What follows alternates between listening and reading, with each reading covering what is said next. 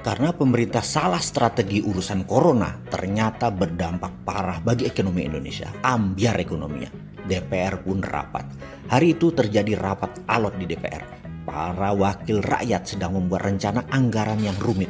Perdebatan panjang berhari-hari tersebut menjadikan para anggota tersebut kelelahan. Efek dari rapat yang alot tersebut membuat stamina turun, bahkan ide kreatif ada pada titik rendah.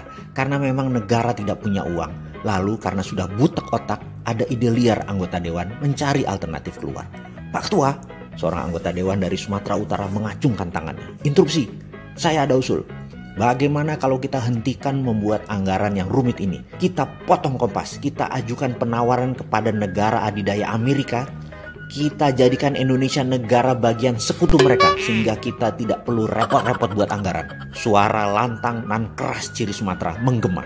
Para anggota yang sangat kelelahan sudah lelah mendengar usulan tadi seakan-akan tercerahkan.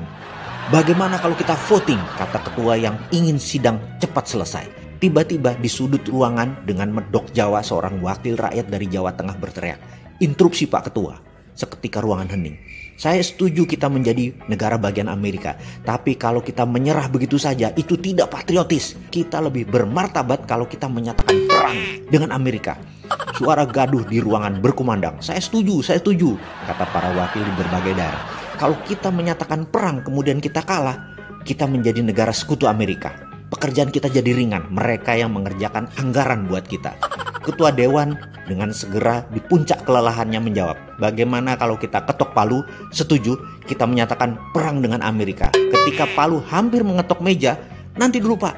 Di baris belakang anggota Dewan dengan logat Madura kental berbicara. Dia lalu ambil mic, dia keraskan volumenya. Dengan logat kental Madura dia berkata, "Bapak-bapak ini gimana?